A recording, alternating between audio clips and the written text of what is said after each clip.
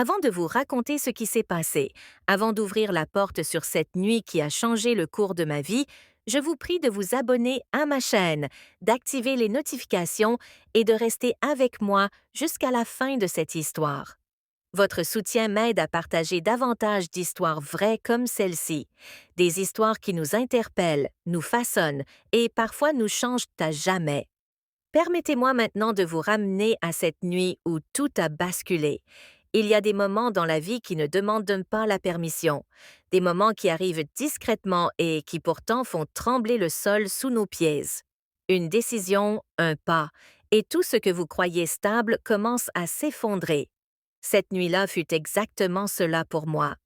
Pendant longtemps, la solitude m'avait habité comme un invité indésirable. Les jours se sont transformés en semaines et les semaines en années. Et quelque part dans cette longue période, j'ai cessé de vivre. J'avais 55 ans, mais au fond de moi, j'en paraissais des décennies plus vieux. Mon cœur était usé, mon esprit était vide, mon mariage était devenu un lieu où les émotions venaient mourir. Albert, mon mari depuis de nombreuses années, s'était transformé en une autre version de lui-même, plus calme, plus distante. Un homme qui vivait dans la même maison, mais qui se déplaçait comme si j'étais invisible. Il avait 66 ans, et la plupart du temps, je le trouvais dormi sur le canapé, sombrant et se réveillant d'un sommeil léger qui semblait régir sa vie plus que moi. S'il n'était pas sur le canapé, il passait ses nuits enfermé dans son bureau, un lieu devenu son refuge, son havre de paix, son échappatoire à moi. Mais la vérité était que moi aussi, je m'éteignais peu à peu. Jour après jour, silence après silence, la maison était devenue une prison. Chaque pièce résonnait de choses que je voulais dire mais que je ne pouvais pas. Le poids de l'invisibilité, de l'inaudibilité. Il devenait si lourd qu'il aurait pu briser l'âme la plus forte. La tristesse s'était muée en frustration, la frustration en colère et la colère en impuissance. Je voulais qu'il me regarde ne serait-ce qu'une fois, non pas comme un fardeau, non pas comme un souvenir, mais comme la femme qu'il avait choisie. Mais Albert ne me voyait plus.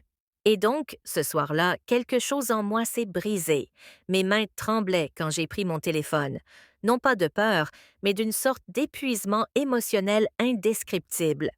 J'ai composé un numéro que je n'aurais jamais cru composer avec un tel désespoir.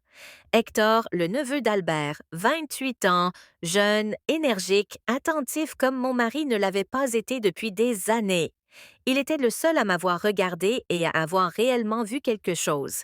Ni pitié, ni indifférence, mais de la compréhension. Quand il a répondu au téléphone, j'ai eu du mal à maîtriser ma voix. Hector, viens ici, prends soin de ton oncle. Je quitte la maison, les mots sortirent de moi comme une tempête. Les pensais-je vraiment? Je n'en suis pas sûre. Peut-être que je voulais partir. Peut-être que je voulais que quelqu'un m'arrête. Peut-être que je voulais simplement que quelqu'un reconnaisse que j'étais en train de me noyer. Mais Albert ne m'arrêterait pas. Ça, je le savais. Il ne le remarquerait même pas. Il continuerait simplement à respirer dans le silence pesant qu'il avait instauré autour de nous. Mais Hector, lui, comprenait ma solitude d'une manière que je n'avais pas vraiment expliquée. Peut-être parce qu'il était plus jeune, peut-être parce qu'il écoutait, ou peut-être parce qu'il ressentait la distance, lui aussi, la distance qu'Albert avait créée pas seulement avec moi, mais avec tous ceux qui l'entouraient. Des heures plus tard, quand j'entendis la porte d'entrée s'ouvrir, je me tournai vers le salon. Albert dormait profondément sur le canapé, la bouche légèrement ouverte, respirant bruyamment, inconscient de tout, y compris de l'ouragan émotionnel qui faisait rage entre ses mêmes murs.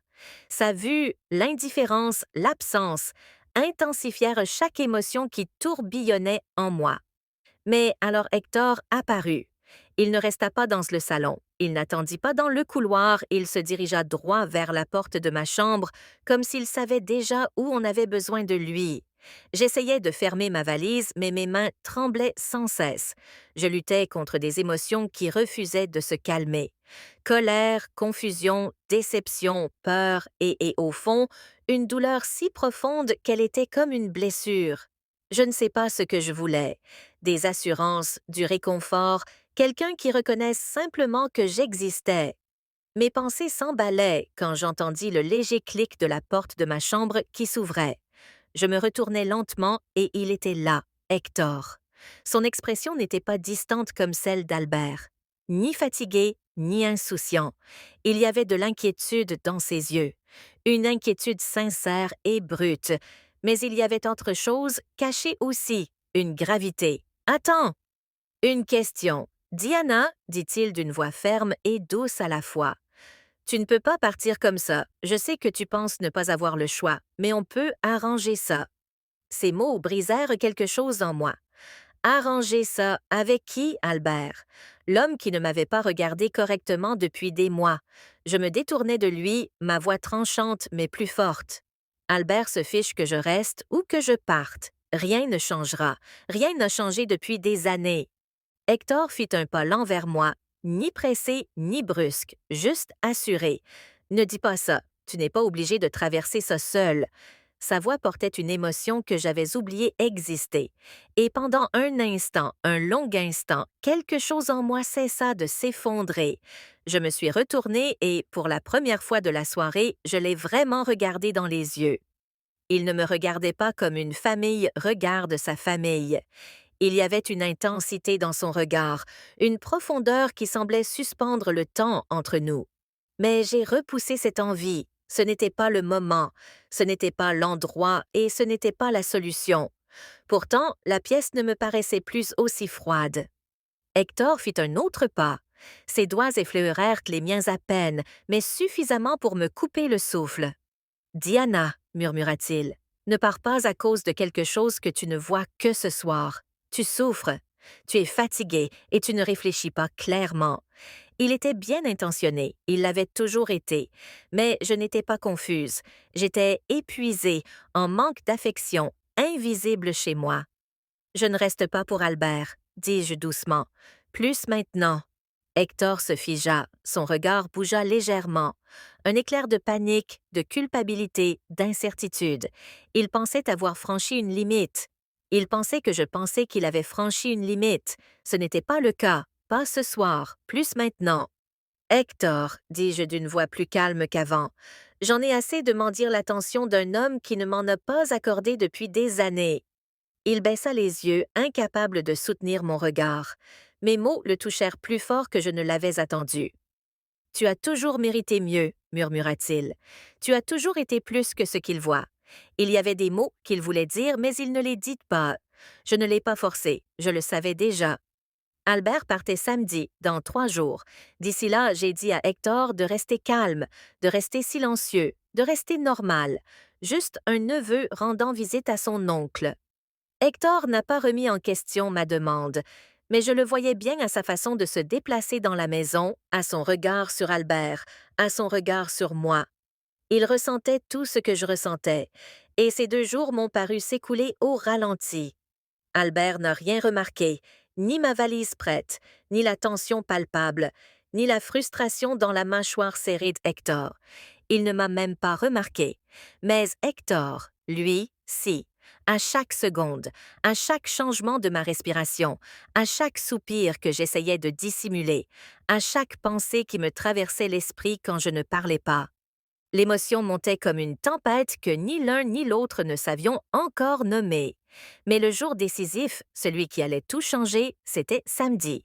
Albert a fait sa valise tôt le matin. Pas une seule fois il ne m'a demandé où j'en étais émotionnellement ces derniers jours.